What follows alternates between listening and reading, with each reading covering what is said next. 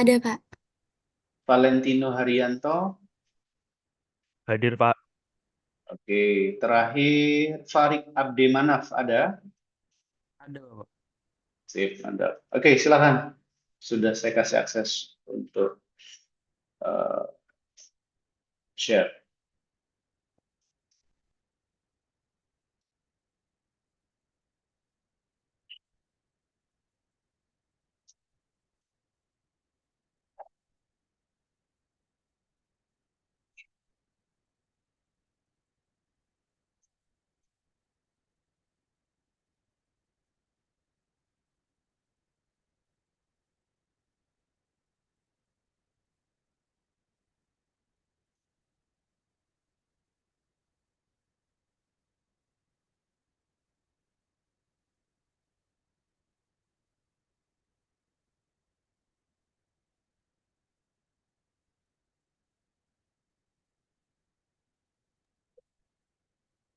Ya, mungkin bisa langsung dimulai aja. Ya, selamat pagi, Pak Robi dan juga teman-teman.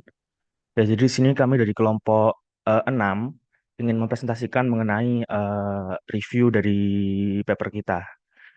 Eh, jadi di sini sebenarnya disclaimer dulu ya untuk papernya ini sebenarnya dia itu tidak membahas secara langsung mengenai teori-teori HCI, tapi dia itu membahas eh, metode-metode yang digunakan dalam penelitian HCI, khususnya pada topik mempelajari interaksi media sosial.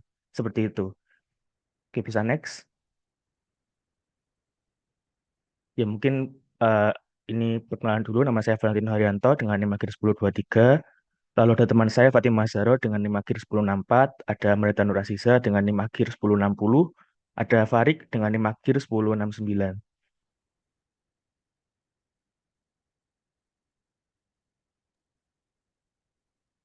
Ya, jadi untuk bagian pendahuluan, jadi di sini yang pertama, studi ini merupakan sebenarnya tinjauan literatur sistematis tentang metode yang digunakan dalam penelitian interaksi manusia dan komputer untuk mempelajari interaksi media sosial. Seperti yang saya sampaikan tadi, bahwasanya ini papernya ternyata tidak membahas secara langsung mengenai HCI, tapi membahas metode penelitian apa yang sering digunakan dalam penelitian HCI untuk mempelajari interaksi media sosial.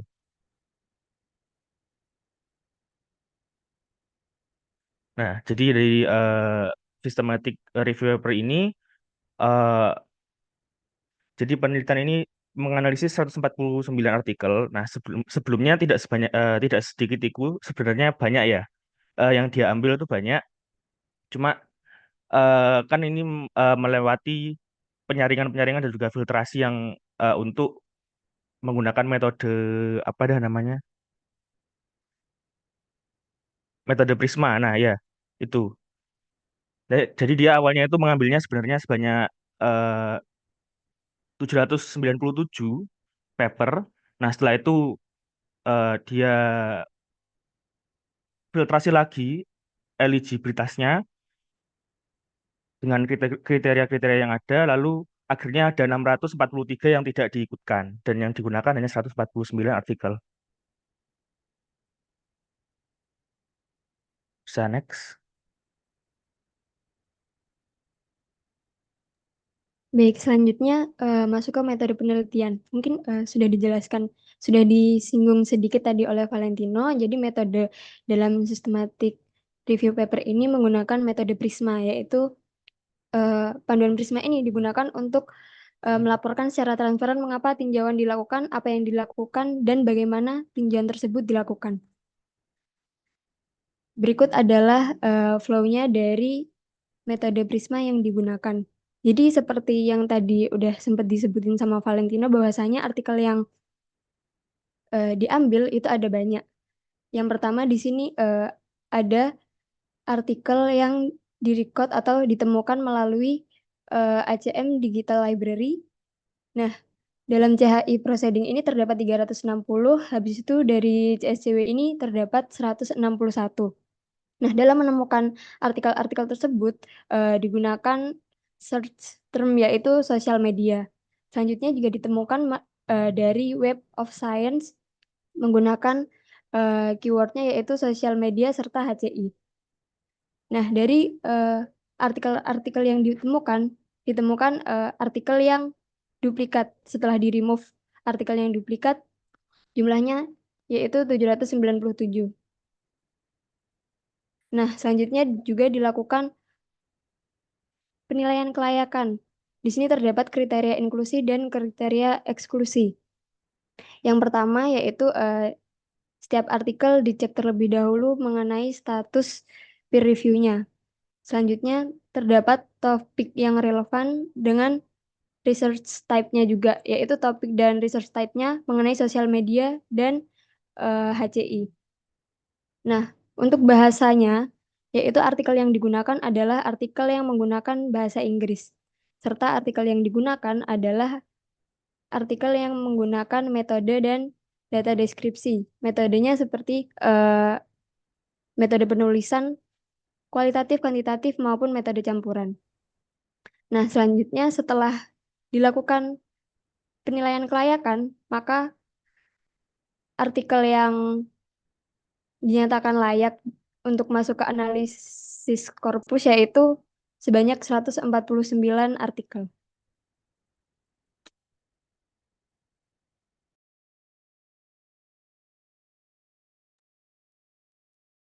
Oke, selanjutnya adalah analisis hasil dan pembahasan. Jadi, artikel yang digunakan di paper ini itu kurang lebih itu berasal dan mewakili 38 tempat publikasi. Di sini bisa kita lihat ada mulai dari HCI, CSCW, Computer in Human Behavior, sampai itu ada lainnya berjumlah 42. Jadi, hasil analisis itu menunjukkan kalau evolusi tren penelitian ada dalam 3 fase. Jadi, ada yang namanya fase awal, itu pada tahun 2008 sampai tahun 2012. Kemudian ada juga yang kedua itu fase pertumbuhan di 2013 sampai 2016. Dan yang ketiga itu ada fase terbaru di 2017 sampai 2020. Nah, jadi sepanjang 3 fase tersebut itu, sebagian besar artikel itu disusun berdasarkan pendekatan kuantitatif, ada 67 artikel, atau kualitatif, ada 60 artikel.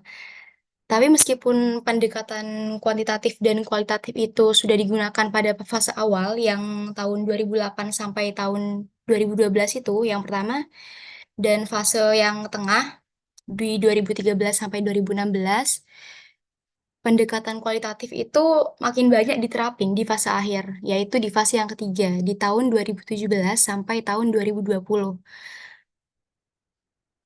Paling khusus itu paling banyak di tahun 2017. Jadi telah terjadi pergeseran dari pemahaman data agregat mengenai masyarakat, mengenai merancang ruang online yang inklusif. Jadi data itu menunjukkan bahwa peneliti HCI itu menggunakan data kualitatif dan kuantitatif, yaitu data wawancara, kuesioner, dan juga survei. Untuk topik-topik yang berkaitan dengan desain dan kelompok serta komunitas tertentu itu sebagian besar dibahas dengan metode kualitatif, sedangkan untuk topik-topik yang berkaitan dengan data perilaku itu tuh lebih banyak dibahas menggunakan metode kuantitatif. Next.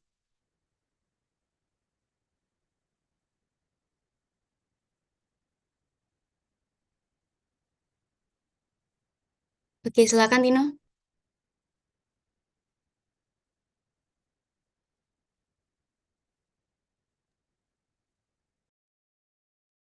Ya, mungkin di sini saya akan kembali menjelaskan mengenai perkembangan paradigma dalam studi interaksi media sosial di HCI.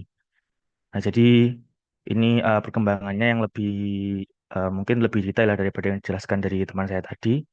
Nah, jadi pada fase awal yaitu pada 2008 sampai 2012 dan juga fase pertumbuhan itu pada 2013 sampai 2016 metode metode kuantitatif cenderung dibangun dengan paradigma pasca positifme.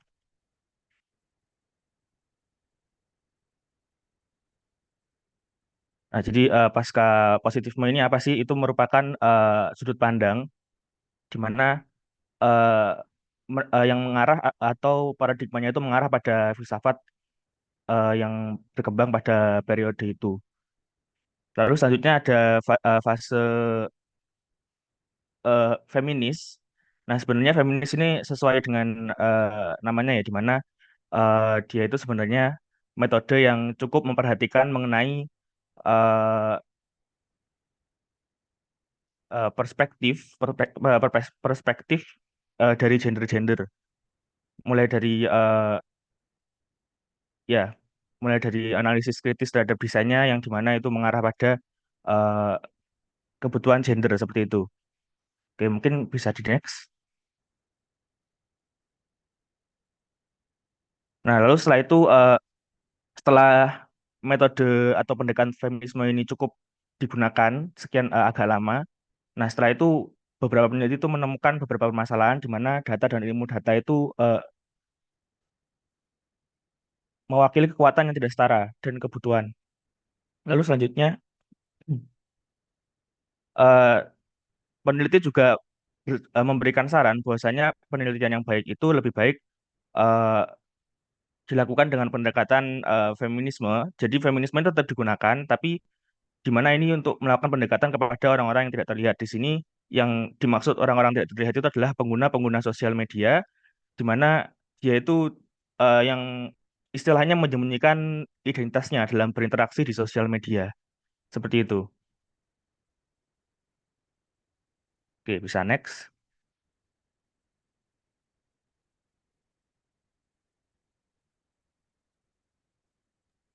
Oke, masuk ke kesimpulan. Jadi, studi ini mengeksplorasi bagaimana dan sejauh mana peneliti HCI mempelajari interaksi media sosial masyarakat dengan berfokus pada pilihan metode mereka. Dalam melakukan hal ini, penulis melakukan tinjauan sistematis terhadap 149 artikel HCI. Di sini penulis menemukan bahwa metode kuantitatif itu telah diterapkan secara luas, sedangkan metode kualitatif itu hanya digunakan lebih banyak dalam 2 tahun terakhir aja.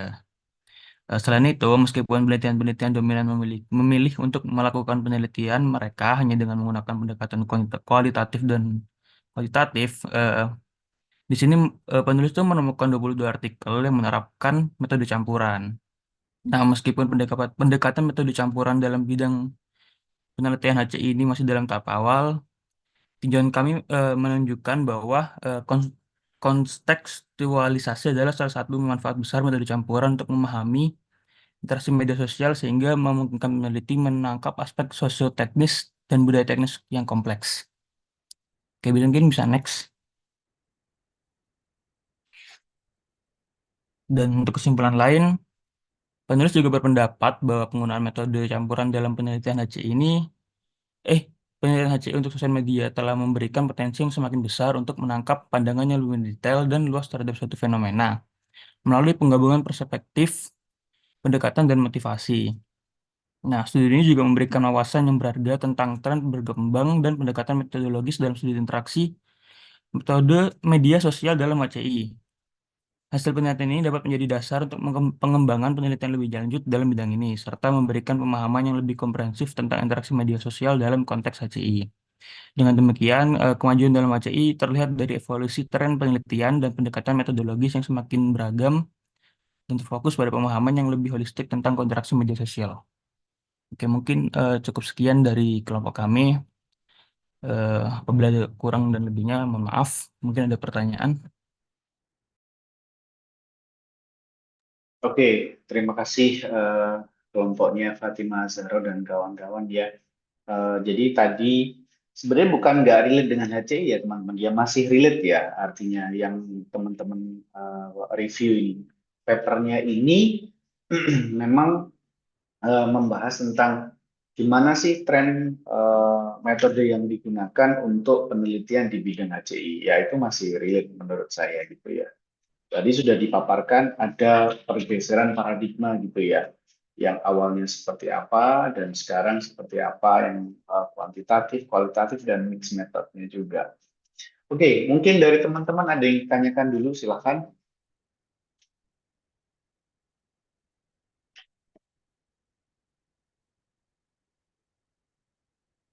Silakan. Izin bertanya, Bapak. Silakan. Ini yang nanya Eva, kok tapi yang angkat tangan leader? Ya mungkin bisa Ligar dulu nggak apa-apa, Bapak? Oh, Ligar dulu. Wah, ngalah Eva Gar. Silakan Gar. Oke, baik. Terima kasih Pak atas kesempatannya. Jadi ada pertanyaan terkait presentasi yang tadi.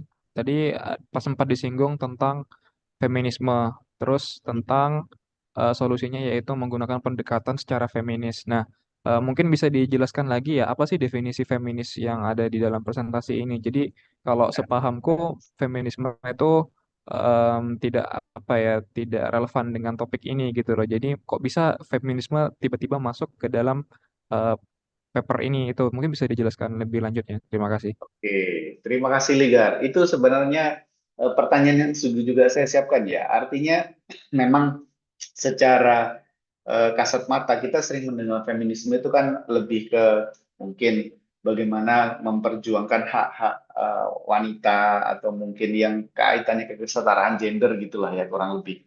Tapi itu kan pemahaman umum. Nah, ini menarik ketika pendekatan ini juga dilakukan di metode atau pendekatan penelitian di HCI. Mungkin bisa dibantu memperjelas yang dimaksud pendekatan feminisme dalam penelitian di HCI itu seperti apa, teman-teman? Silahkan.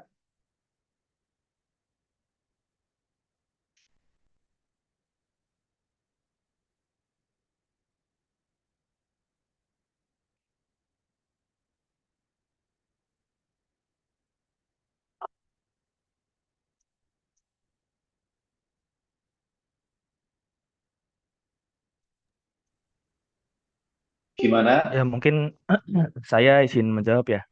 Eh, Monggo, Mas. Terima kasih atas pertanyaannya yang sudah disampaikan oleh Ligar. Nah, jadi sebenarnya di paper ini kan awalnya hanya membahas kualitatif dan juga kuantitatif. Lalu pada pertengahan paper itu si penulis menyisipkan bahwasanya ada kaum feminis, di mana kaum ini yang memikirkan mengenai isu-isu gender dan juga eh, isu-isu gender, lalu ya keadaan sosial dan lain sebagainya, di mana dia itu kalau tidak salah yang diangkat pada papernya itu mengenai kaum-kaum, kalau tidak salah itu mengenai kaum apa ya? Kalau nggak salah yang diangkat itu mengenai kaum anu LGBT, LGBT. Nah, di situ juga disebutkan pada papernya di mana kalau tidak menggunakan pendekatan feminis, maka kaum-kaum yang seperti itu tidak ikut apa ya? Tidak ikut terinclude maksudnya di dalam sebuah penelitian. Jadi seperti dianggap tidak ada, padahal eh, di keadaan sosial yang seperti sekarang kaum-kaum seperti itu mungkin bisa dikatakan cukup banyak. Jadi maksudnya gimana pendekatan ke kaum-kaum yang selama ini tidak dipandang, sorry, tidak ternotis gitu ya. Mungkin selama ini kita gendernya cewek dan cowok, terus ini ada LGBT. Pendekatannya maksudnya kayak gitu atau gimana Mas? Saya kok masih belum clear.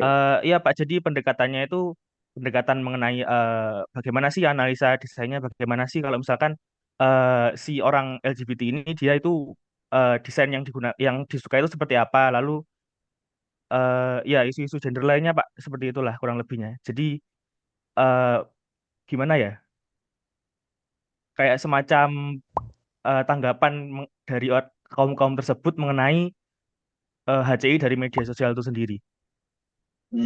Oke, gimana Ligar? Mungkin ini ya Pak, ada sedikit tanggapan terkait yang dijelaskan sama Valen tadi.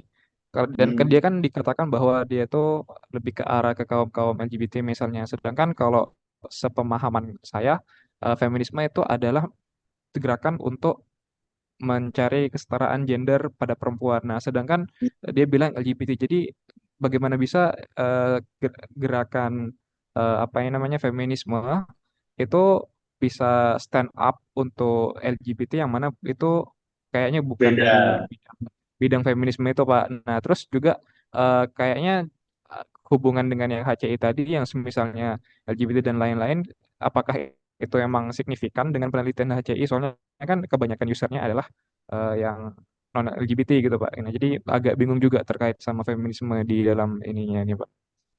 Oke, jadi kalau secara pemaknaannya juga sudah beda sih maksudnya Ligar, Mas siapa Kevin tadi, Valen, Mas Valen, bahwa kalau feminis itu kan memang lebih ke arah ke perempuannya, masalah LGBT itu kan kalau LGBT kan beda lagi gitu ya. Nah ini kalau seandainya diarahkan ke sana, nggak yakin nih bahwa itu adalah pemahaman yang pas gitu loh. Kita diskusi aja ya. Saya terus diskusi aja. Kalau dalam sudut pandang saya, mungkin yang dimaksud ini masih mungkin itu pendekatan ke arah isu yang sensitif mungkin ya, karena tadi itu di salah satu slide-nya itu ada pernyataan orang-orang yang tak terlihat gitu. Nah, ada pernyataan orang yang tidak terlihat. Artinya mungkin yang dimaksud feminis di sini tidak langsung ke gender perempuannya mungkin ya, tetapi lebih kepada maksudnya pendekatan tentang bagaimana bisa mengelaborasi orang-orang yang selama ini mungkin tidak masuk ke eh, target user sehingga mereka ini ibaratnya nggak terserap aspirasinya. Ini mungkin sedikit relate dengan yang kesetaraan gender, di mana konsep kesetaraan gender tadi itu kan terjadi ketimpangan nih bahwa pihak perempuan ini merasa tidak terlalu diperhatikan kebutuhannya atau mungkin haknya gitu ya pada sebuah desain.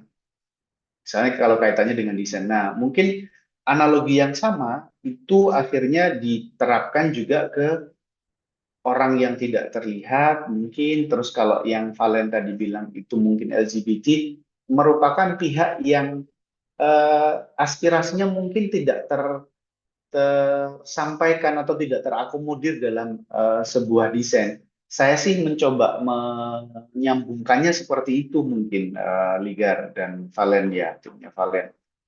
Jadi tidak diartikan secara letterless pihak perempuan, tapi lebih kepada pihak yang selama ini tidak terakomodir. Saya sih melihatnya begitu.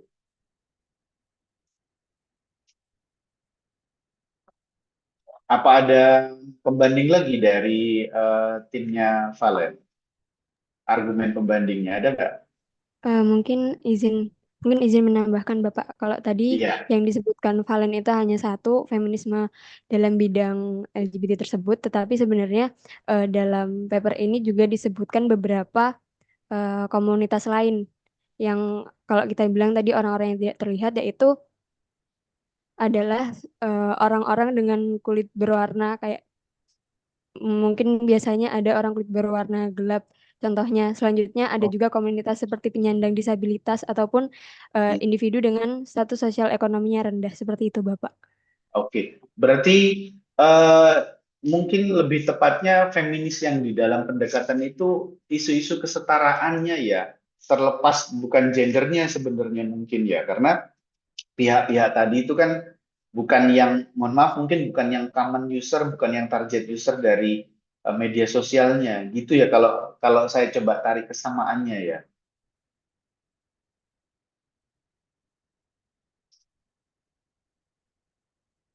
Iya, betul, Lalu, Bapak. oke, mungkin seperti itu akhirnya Ligar. Baik Pak, jadi kalau saya tarik kesimpulan, jadi kurang lebihnya bahwa perkembangan paradigma itu lebih baik selanjutnya apabila eh, ini demografisnya juga termasuk dalam misalnya seperti yang tadi, seperti orang yang tidak terlihat, orang-orang yang tidak terlihat seperti itu ya Pak. Iya betul. Jadi eh, kebetulan kemarin saya habis ngisi materi paradigma ya di kelas IMK gitu kemarin itu. Dan memang paradigma itu akan selalu bergeser, teman-teman semuanya. Artinya gini, sekarang itu pengguna media sosial itu sudah sangat beragam gitu ya. Mungkin mulai dari anak usia sekolah SD gitu mungkin ya sudah punya FB, sampai yang paling tua yang dulu mungkin ibu bapak atau bahkan kakek nenek belum punya, sekarang punya akun gitu ya. Dan juga mohon maaf yang disabilitas juga. Saya masih ingat pertama kali, let's say salah satu medsos itu FB misalnya. Saya masih ingat waktu pertama kali saya make itu sekitar tahun 2008 atau 2009, sekitar tahun itu yang make hanya kaum kaum tertentu. Artinya itu ya usia generasi milenial aja dan mungkin pekerja kantoran sudah. Akhirnya ya FB-nya disusun menyesuaikan dengan itu kan, karena paradigmanya ya orang-orang itu aja. Tapi sekarang makin melebar, akhirnya berkembang, wah makin banyak yang harus diakomodir, ibaratnya makin banyak user, makin banyak demografinya makin meluas, ya berarti kan kebutuhannya juga makin beragam gitu ya. Nah, pergeseran-pergeseran tadi itu yang akhirnya perlu disikapi oleh desainernya. Seperti itu sih Ligar. Dan pasti ke depan akan ada lagi. Sekarang nih misalnya AI ya. AI itu mungkin beberapa yang pakai hanya orang-orang yang tahu AI. Tapi berikutnya coba bayangkan beberapa tahun lagi aja. Siapa pengguna AI? Bisa jadi semua orang akan pakai AI. Misalnya kayak gitu. Semua di AI kan dan segala macam. Jadi perkembangan teknologi pastinya akan menggeser paradigma juga. Gitu Ligar ya. Eva, silakan. Baik, terima kasih Bapak. Mungkin saya izin bertanya terkait dengan paper yang direview ini kan mengenai mempelajari interaksi media sosial masyarakat dengan berfokus pada pilihan metode mereka.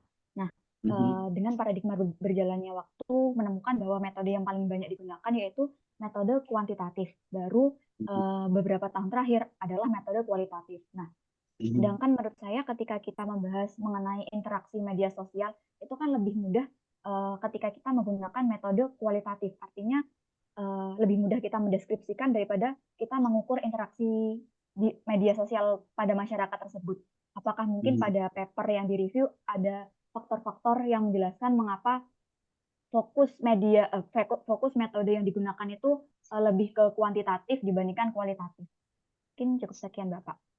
Oke, silakan teman-teman timnya Mbak Valen dan Fatimah tadi. Silakan.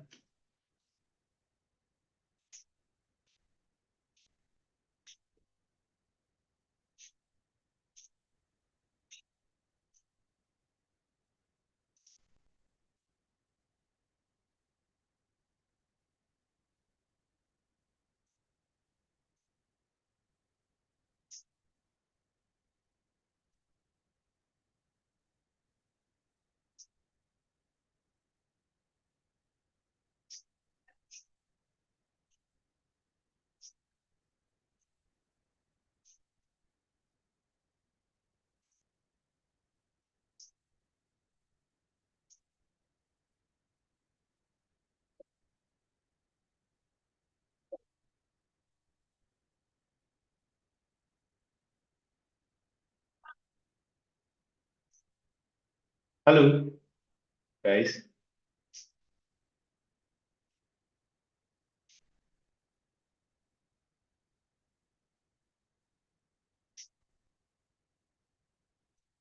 Dijelaskan nggak di papernya teman-teman?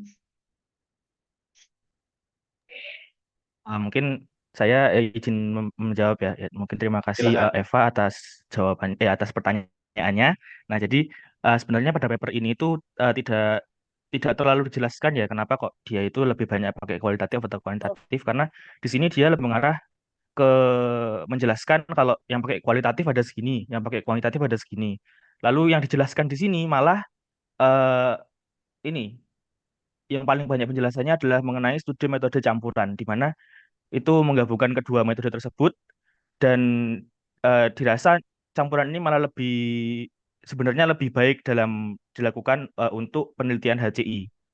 Ya, di situ disebutkan seperti ini. Namun untuk alasan kenapa kok kuantitatif, kenapa kok kualitatif, itu tidak dijelaskan di sini.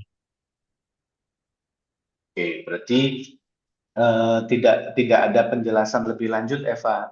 Teman-teman juga nggak bisa memberikan argumen ya artinya ya. Kenapa kok kuantitatif atau kualitatif atau apapun itu menjadi lebih favorit dan tidak favorit. Nah, ini juga sebuah teman-teman dari sini kita belajar ya, ada kelemahan juga berarti.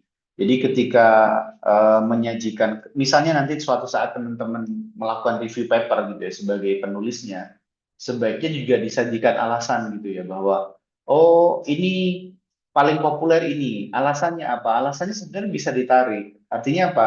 Setiap paper yang direview itu biasanya memberikan sudut pandang plus minusnya, kelebihannya kenapa pakai ini dan alasannya kenapa pakai itu. Nah, sebenarnya si peneliti review papernya itu bisa menyimpulkan ulang, bukan menyimpulkan ulang, menyimpulkan alasan-alasan dari paper-paper tadi. Oh, ternyata si A, si B, si C itu pakai kuantitatif alasannya gini, oh cepat dan segala macam, tetapi hasilnya begini. Nah, yang kualitatif alasnya begini, terus akhirnya yang mix kayak gini. Nah, itu sebenarnya bisa ditarik.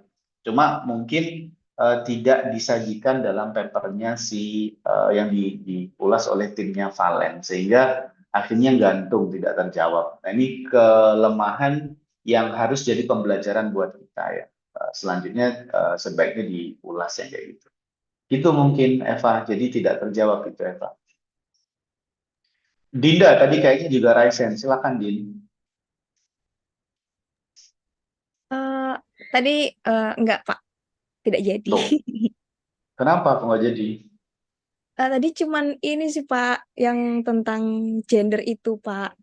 Oh, Cuman kenapa? apa? Cuman mau memberikan mungkin contohnya kayak di Instagram gitu, Pak. Kalau sekarang kan Gimana emang? dulu kalau misalkan kita main GIF-nya itu nggak ada yang gender-gender gitu, Pak. Tapi sekarang udah difasilitasin sama Instagramnya. Ada Oh gender. iya lah, Iya, Pak. gimana? Oh? Misalnya gimana? Sorry, saya nggak notice itu ketika main IG. Kayak Jadi gimana tuh?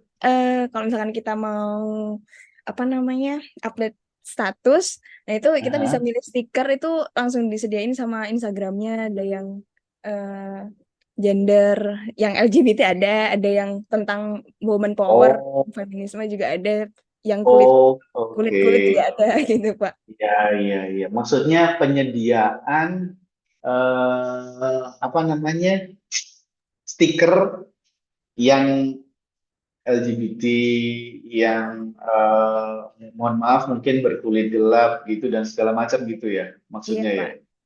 Jadi disediakan Oh. sama Instagramnya. Iya. Ya itu mungkin hasil dari redesign berdasarkan paradigma ini mungkin Dinda. Lalu diimplementasikannya kayak gitu ya. Gitu.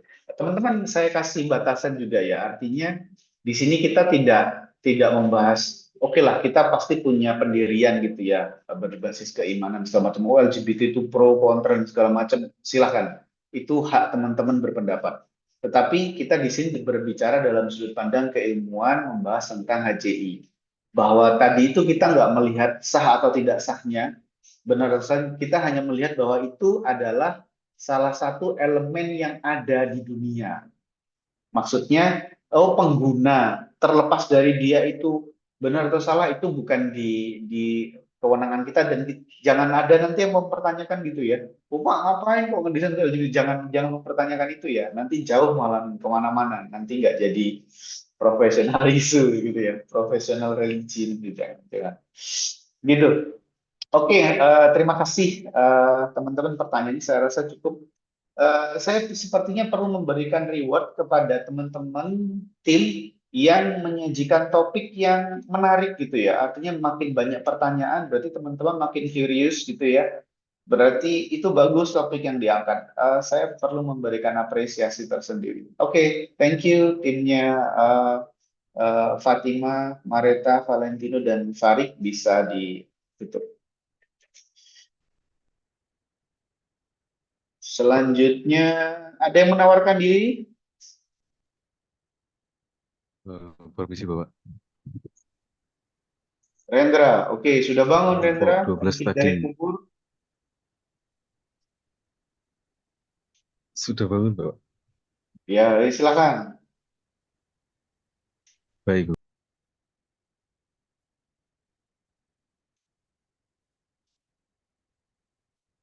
Gesture interaction In virtual reality, a systematic literature review. Oke, menarik juga nih kayak ini. Ayo, gas, cepat. Baik, Assalamualaikum warahmatullahi wabarakatuh. Kami Waalaikumsalam. dari kelompok 12 akan memaparkan hasil review paper. Mungkin lanjut di perkenalan. Perkenalkan dari saya sendiri, Rendra Iwan dengan Skip. Oke, lanjut. Jadi di sini papernya itu volumenya 1, isu halamannya 1, dan di halaman 84 sampai 112. Dan paper ini diterbitkan di tahun 2019. Untuk penulisnya sendiri yaitu ada Yang Li, Jing Huang, Pang Tian, Hong An Wang, Guo Zhongdai. Mungkin selanjutnya bisa dijelaskan oleh teman saya. Baik, terima kasih kesempatan yang diberikan. Jadi di sini saya akan membahas tentang subjek penelitian. Jadi di dalam review jurnal ini, subjek penelitiannya yaitu mengidentifikasi dan mendefinisikan berbagai jenis interaksi gestur yang digunakan di dalam VR. Yang di dalamnya ada seperti gestur tangan, tubuh, dan mid-air. Jadi di dalam jurnal ini juga akan menganalisis keuntungan dan kekurangan dari berbagai jenis interaksi gestur ini. Dan di jurnal ini juga memberikan rekomendasi yang spesifik untuk implementasi interaksi gestur yang efektif. Misalnya seperti penggunaan umpan balik yang jelas dan pengujian pengguna. Next.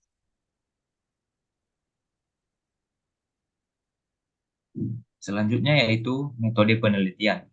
Berdasarkan hasil diskusi kelompok kami menemukan metode penelitian yang digunakan di dalam jurnal ini yaitu literature review, yang dimana metode penelitian ini bertujuan untuk mengumpulkan informasi tentang penelitian yang telah dilakukan sebelumnya, yakni tentang interaksi gerakan dalam realitas virtual, termasuk di dalamnya yaitu metode fusi yang telah digunakan sebelumnya. Baik, saya kembalikan kepada moderator.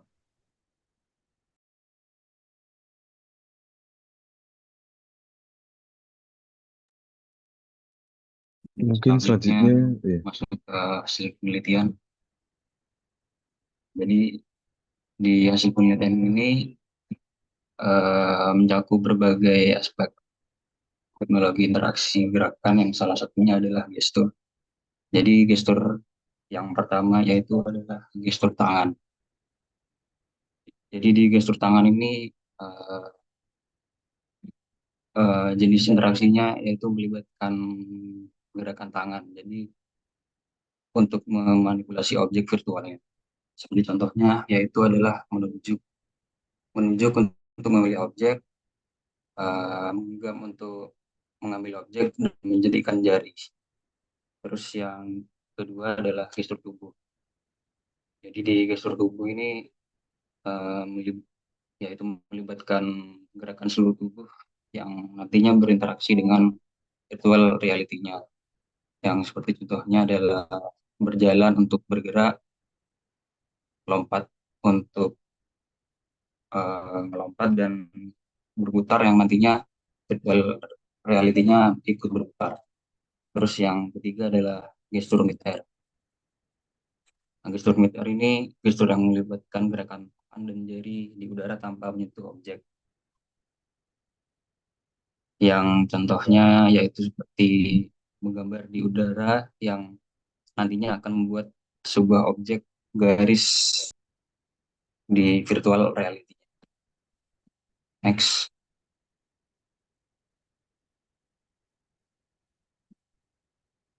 Terus kemudian di sini ada kelebihan dari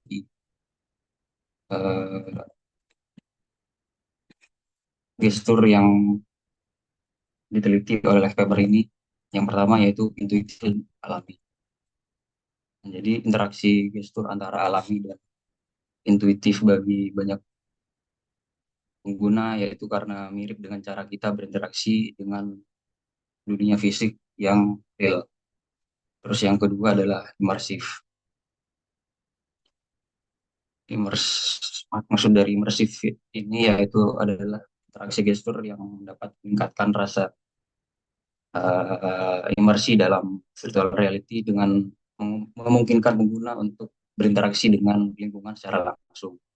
Terus kemudian yang ketiga adalah efisien.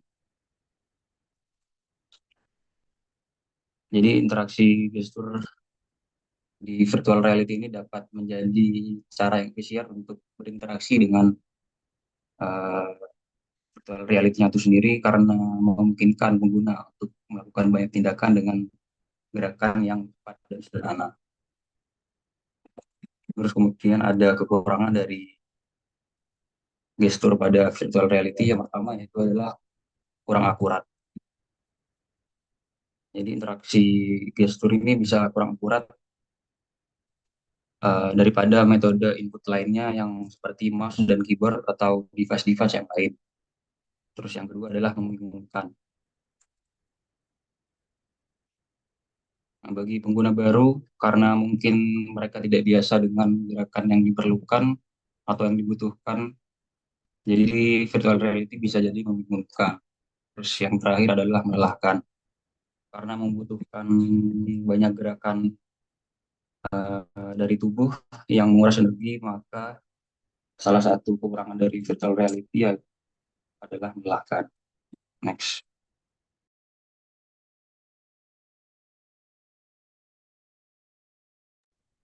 Baik, selanjutnya di sini ada kekuatan penelitian.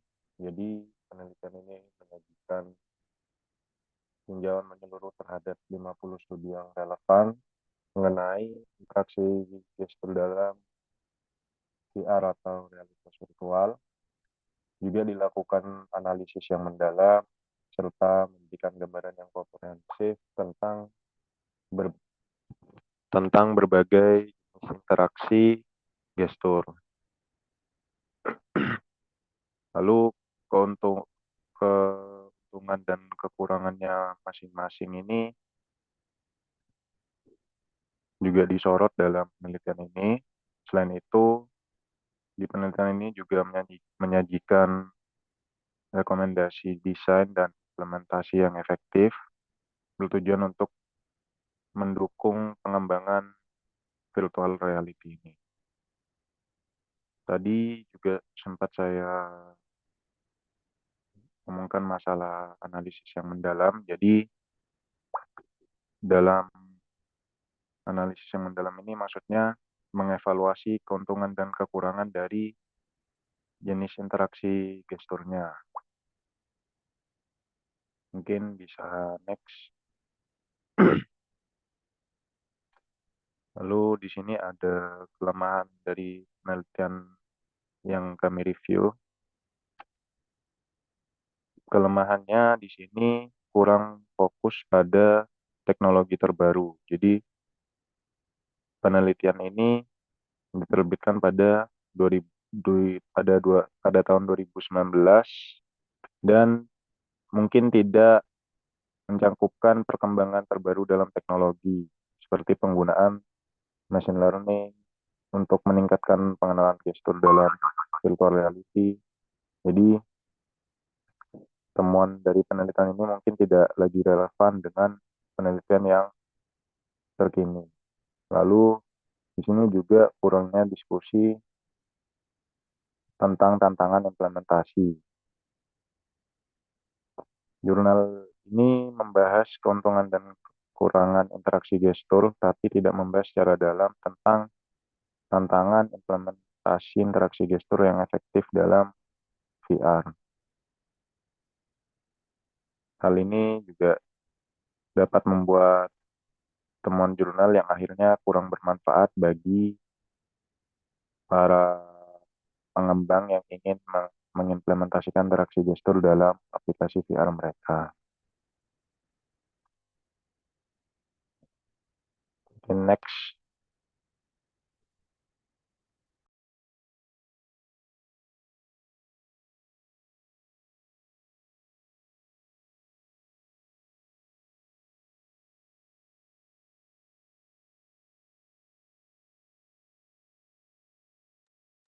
Mungkin selanjutnya mengenai kesimpulan. Jadi berdasarkan informasi yang disediakan dalam gestur interaction in virtual reality ini dapat disimpulkan bahwa interaksi gerakan dalam realitas virtual itu memiliki potensi besar untuk meningkatkan pengalaman pengguna dalam lingkungan virtual.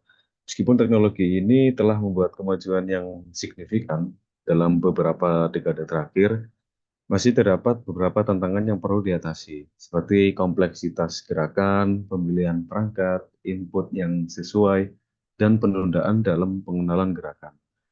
Dalam penelitian yang akan datang, penting untuk memperhatikan pemilihan metode fusi yang tepat untuk skenario interaksi yang berbeda, serta membangun model fusi multimodal yang efektif.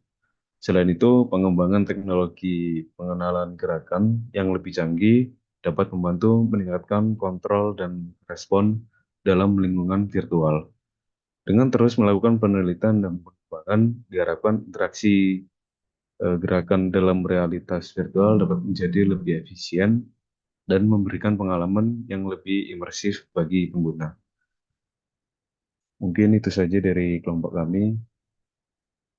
Apakah ada tanggapan? Silakan teman-teman, mungkin ada yang ingin bertanya atau menanggapi.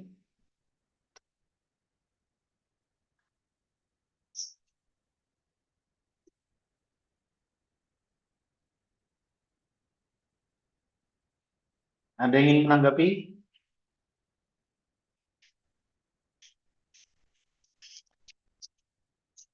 Anu ya mungkin ini timnya cowok-cowok tapi lemah lembut semuanya ya. Nggak semangat ini Rendra dan kawan-kawan. Nggak sahur Tamas. Tadi saya telat sahur, Pak. Oh iya. Tapi puasa. Masih puasa, Pak. Rencananya sampai jam berapa? Sampai maghrib mungkin, Pak. Oh iya. Ya semoga puasa. Jadi teman-teman, yo presentasi perlu dilatih ya. Artinya kalian ini ketika presentasi ini kan menyajikan produkmu. Kalau kalian ya wis dengan gaya yang nggak terlalu semangat ya, ini yang saya nggak yakin teman-teman juga semangat itu. Akhirnya banyak yang ini nggak bertanya. Oke, kalau gitu saya dulu yang nanya, mungkin nanti akan trigger teman-teman ya. Eh, Kalau boleh tahu di dalam paper yang kamu ulas, bisa di share screen nggak papernya seperti apa Mas? Saya ingin lihat.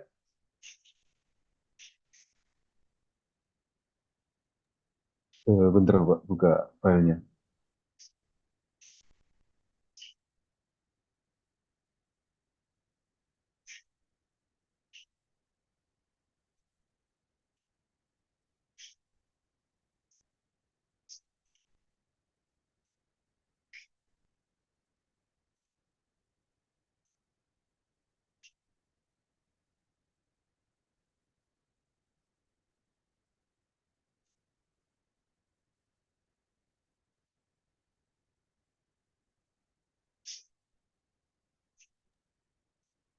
Berikut tuh, Pak. Oke, loh, mana katanya systematic reviews?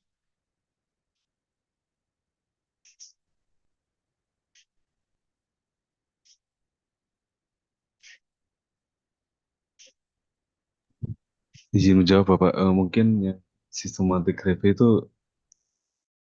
dari kaminya. Kayak judulnya tuh memberikan reviewnya gitu, Pak. Terus yang tadi 50 paper itu dari mana? Untuk 50 paper, eh, mungkin teman saya bisa jawab, Pak.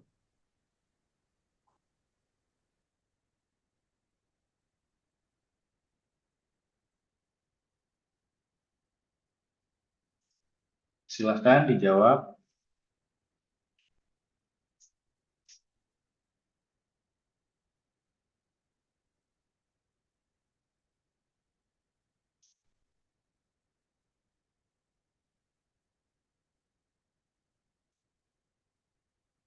Nggak ada yang jawab?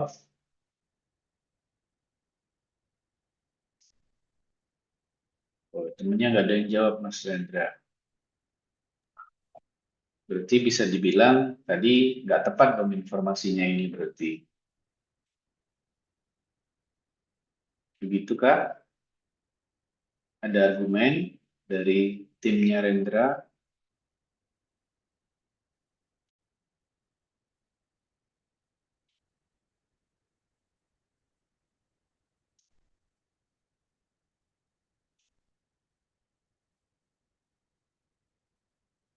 Teman-teman begini ya, eh, saya selalu menekankan bahwa kita belajar di sini lembaga belajar itu saya selalu menekankan eh, kejujuran ya. Artinya teman-teman dalam belajar itu bisa jadi salah, bisa jadi berbuat tepat, tidak tepat, terus salah salah ambil paper kayak teman-teman yang kemarin itu. Atau memang mereka mengakui, artinya, oh iya Pak, kami salah persepsi, kami salah. Nah, itu saya akan sangat senang dengan kejujuran. Masalah, oh papernya nggak tepat segala macam, ya itu adalah proses pembelajaran. Ya, wajar, sangat wajar. Tapi kalau teman-teman tidak terbuka, tidak jujur dengan yang dilakukan, itu sudah jadi catatan yang kurang baik jadinya.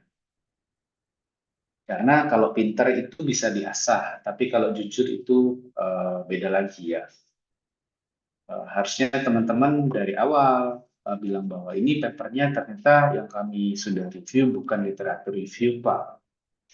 Dan itu sudah saya ingatkan di pertemuan sebelumnya. Makanya sebaiknya teman-teman ini jadi contoh yang harus betul-betul dimaknai bahwa bagi saya kejujuran itu yang utama, dan teman-teman juga harus menggunakan analogi itu. Percuma seandainya pintar tapi nggak jujur, sangat percuma. Justru nanti akan destruktif ya, justru akan kurang baik gitu. Sebaiknya ada penjelasan lagi ini. Apa yang sebenarnya terjadi di kelompok ini? Monggo saya berikan kesempatan. Ya, mungkin saya menjawab Bapak. Mohon maaf sebelumnya untuk masalah yang 50 eh, penemuan tadi itu kesalahan dari kelompok kami. Itu. Kesalahannya apa, Mas? Mungkin nggak apa-apa di-clearkan Kesalahannya aja. kesalahannya dari kami kurang teliti Bro, untuk menggarap melakukan review papernya itu. Kurang teliti itu akhirnya 50 tadi itu ada beneran atau tidak ada? Eh, Kemungkinan itu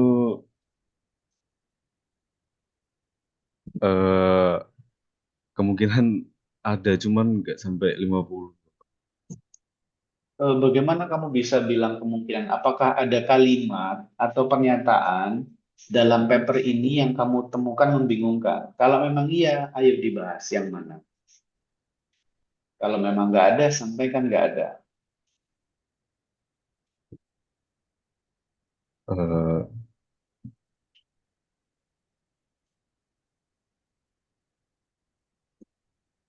Kemungkinan ada, cuman saya bingung untuk apa itu namanya, eh, Menjawab, Pak. Di artikel atau sorry, di kalimat mana yang menjadi dasar kamu bilang kemungkinan itu masuk? Mungkin bisa di blog. Izin menjawab, Pak. Ya, Bisa scroll ke ini, Ren. Halaman 106. Jadi mohon maaf, Pak. Yang menjawab di kekuatan penelitian itu saya. Jadi kan disebutkan di kekuatan penelitiannya ini jurnalnya ini meninjau di 50 studi yang relevan dengan interaksi gestur dalam video. Jadi ke halaman ini. Jadi saya kiranya di referensi ini merupakan eh, merupakan sebuah tinjauan studi, Pak. Jadi saya tuliskan 50 di situ karena referensinya ada banyak gitu, Pak. Coba ada berapa referensinya memang? Ada lebih dari 50, Pak. Bisa Tuh. di Terus gimana kamu bisa bilang 50? Referensinya aja ada 90, 100, 100, 100 berapa tuh? 101. maunya saya tuliskan lebih dari 50 itu, Pak. Ada kesalahan penulisan. Mohon maaf. Oke, baik. Iya, nggak apa-apa. Sebaiknya ya ini adalah sebuah inti pembelajaran teman-teman ya, terlepas apapun mata kuliahnya, yaitu bagaimana membuat Anda itu tetap berperilaku sesuai koridor. Yaitu apa? Anda jujur, Anda tidak memanipulasi dan segala macam. Apa yang kamu jelaskan barusan cukup menolong tim kamu ya, Mas ya. Artinya kalau nggak ada penjelasan itu, saya akan betul-betul coret. Jadi gini, apa yang kamu lakukan tadi mungkin berdasar, oh Pak ini banyak jadi saya ambil 50. Meskipun itu sebenarnya salah, Mas. Meskipun itu sebenarnya salah, tapi saya hargai kamu mau uh, membuka informasi barusan. Jadi kalau kita logikakan, oh karena referensinya sekian, ya berarti saya tulis sekian. Tetapi referensimu 101, kamu bilang 50, itu sudah nggak pas. Gitu ya. Kalau memang kamu berdasarkan referensi, kamu harus nulis 101. Meskipun itu juga salah juga. Karena belum tentu 101 atau 50 tadi relevan dengan yang direview. Yang pertama, paper ini tidak mereview. Yang kedua adalah untuk menentukan berapa paper yang direview segala macam, biasanya orang menggunakan yang metodologi seperti yang tadi tim pertama lakukan. Oh, dari sekian paper jadi sekian, jadi sekian. Kalian patut curiga ketika melihat paper nggak ada systematic review-nya, kok bilang dia nge-review, itu juga harus curiga, jangan langsung percaya. Harusnya ini jadi pembelajaran. Ya, ini makanya saya tadi juga agak, ini benar nggak? Makanya saya pengen lihat paper. Tapi ternyata memang betul tidak terbukti kan ya. Oke, saya rasa cukup. Silakan ditutup, Mas. Baik, sekian dari kelompok 12. Bila ada salah kata, mohon maafkan. Wassalamualaikum warahmatullahi wabarakatuh. Waalaikumsalam. Teman-teman, saya harap betul-betul belajar ya. Artinya belajar itu tidak hanya secara teknis, tapi juga soft skill-nya. Bagaimana Anda diharapkan bisa memiliki sikap, sifat, dan perilaku yang baik juga. Jadi sebaiknya itu betul-betul ditanamkan ke diri teman-teman gitu ya. Itu. Ini waktunya tinggal sedikit. Saya juga nggak yakin bisa menambah satu kelompok lagi. Dan saya lihat ini di kelas A baru 5 kelompok dari 13. Artinya ada 8 lagi yang belum terfasilitasi. Dan kita tinggal satu pertemuan. Saya akan buat rule, Mas Divo selaku ketua ya, mohon disimak baik-baik dan juga teman-teman. Bagi kelompok yang belum presentasi, silahkan merecord presentasinya. Silahkan boleh nanti diupload di YouTube atau gimana, silahkan. Terus nanti tolong diserahkan linknya ke ketua kelas. Jadi nanti ketua kelas dari daftar tim itu, Mas ya, nanti sebelahnya dikasih linknya aja, dikasih linknya, oke?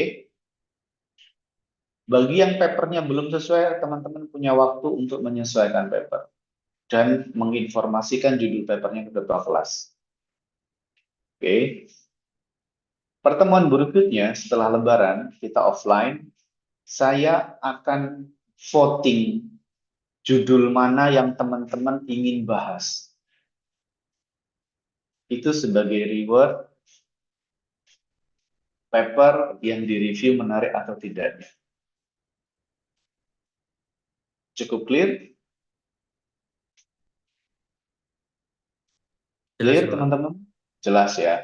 Harap 8 tim sisa ini nanti di pertemuan berikutnya ketika di kelas sudah siap menjawab pertanyaan. Videonya misalnya dari 8 kita voting 2, 3 misalnya, videonya akan langsung kita putar di layar, jadi nggak perlu teman-teman presentasi, jadi langsung kita putar, tetapi nanti langsung siap-siap menerima pertanyaan. Nanti kita voting itu di kelas. Gitu ya. Ada yang ditanyakan? 8 tim tersisa? Izin bertanya Bapak, Ya, untuk silakan Mbak. durasinya itu ada maksimumnya nggak Pak? Waktu ya, sorry, belum jelas. Waktu ya 10 menit, kemarin kita sepakat kan 10 menit ya, kalau nggak salah ya, presentasinya ya. Ya, 10 menit lah Mbak.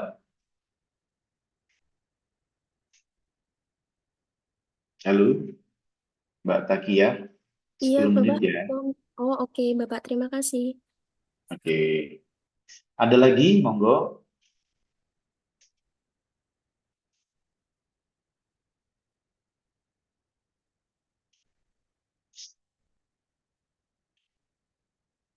Silahkan. Sudah clear ya?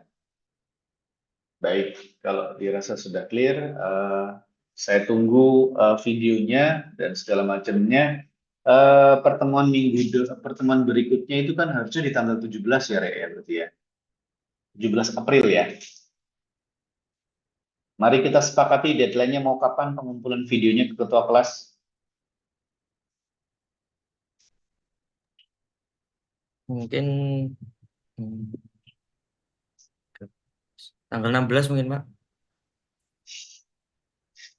Tanggal 16 jam berapa, Divo? Jam 23.59. 16.2359. Oke, baik, yang jelas saya minta pokoknya ketika pas di kelas link videonya sudah siap ya.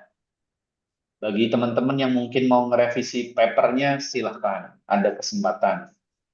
Recordnya boleh Anda menggunakan Zoom atau gimana, monggo. Yang penting materinya jelas terpapar, suaranya jelas terdengar. Itu ya. Oke, ada lagi mungkin yang mau disepakati?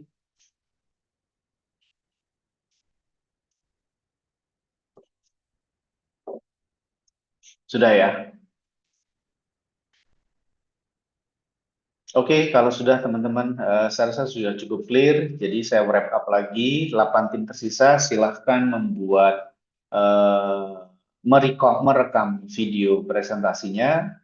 Nanti bagi yang ingin ganti judul silahkan diganti judulnya. Nanti pertemuan terakhir di tanggal 17 kita akan vote 3 teratas yang ingin dibahas topiknya apa, teman-teman nanti yang menentukan. Disitulah tim tersebut akan dapat reward lebih, pastinya karena topiknya terasa menarik gitu ya. Terus teman-teman silahkan videonya dikumpulkan ke ketua kelas, apabila ada ganti judul konfirmasi ke ketua kelas. Dan pengumpulan terakhir link video di tanggal 16 April pukul 23.59. Oke, itu saja dari saya. Semoga diskusi kita hari ini bisa jadi bermanfaat, yang bermanfaat bagi kita semua. Saya kurang lebihnya mohon maaf. Selamat libur gitu ya. Ketemu lagi nanti setelah libur Lebaran. Saya kira wassalamualaikum warahmatullahi wabarakatuh. Waalaikumsalam. Waalaikumsalam. Makasih, Pak. Waalaikumsalam. Oke, sama-sama, Re. Terima kasih.